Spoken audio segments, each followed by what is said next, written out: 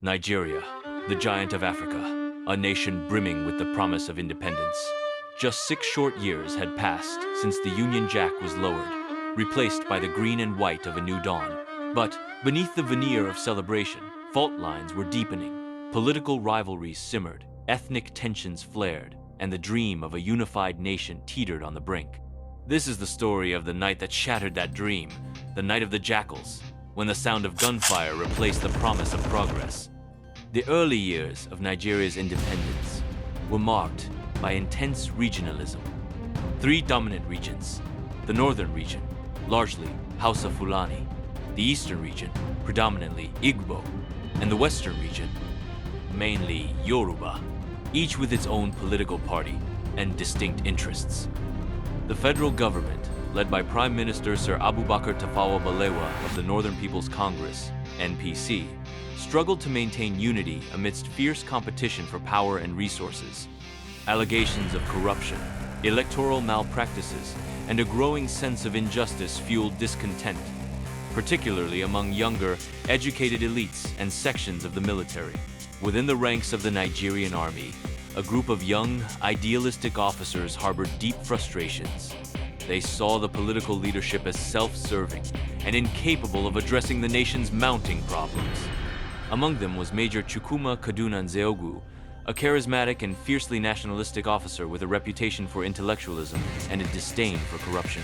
He and a core group of like-minded officers began to secretly plot a radical intervention, believing that only a military takeover could save Nigeria from collapse.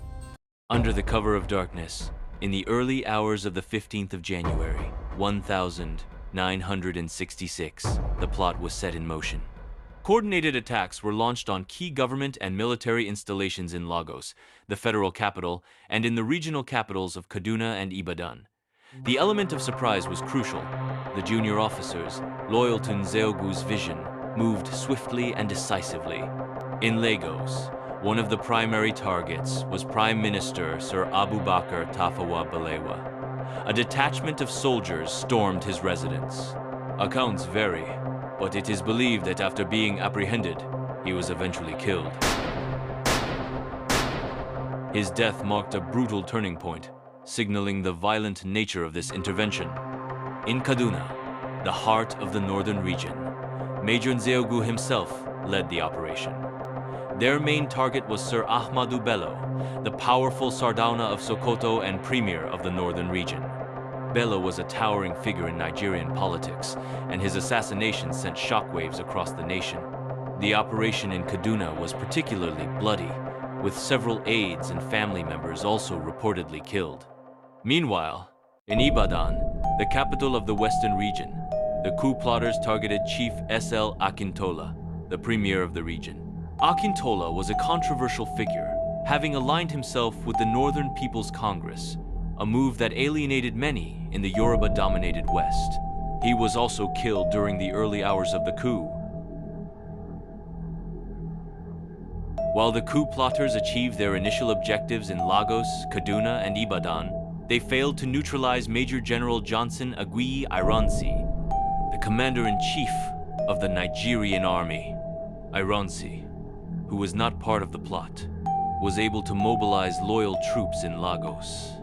He skillfully navigated the chaotic situation and eventually asserted his authority, effectively bringing the coup to a halt at the national level. On the afternoon of the 15th of January, Major Chukwuma Kaduna Nzeogwu broadcasted to the nation from Kaduna.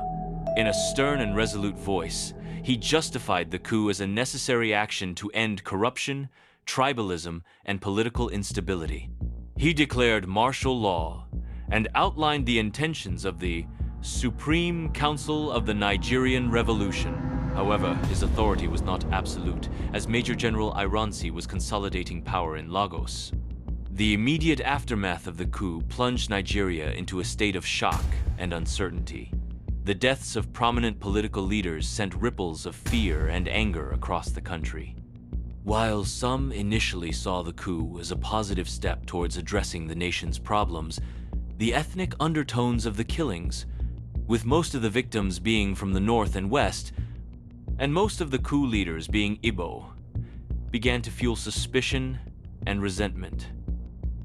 The 15th of January coup, though intended to unify and cleanse Nigeria, ultimately had the opposite effect. It deepened existing ethnic divisions, created a climate of instability, and set a dangerous precedent for military intervention in politics. The events of this night would have profound and tragic consequences for Nigeria in the years to come, ultimately contributing to the devastating Nigerian Civil War.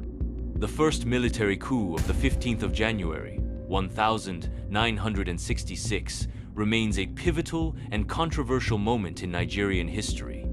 It marked the violent end of the First Republic and ushered in an era of military rule that would last for much of the country's post-independence existence.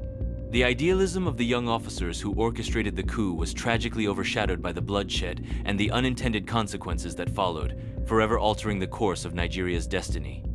The questions surrounding this event, its motivations, its execution, and its lasting impact continue to be debated and analyzed to this day.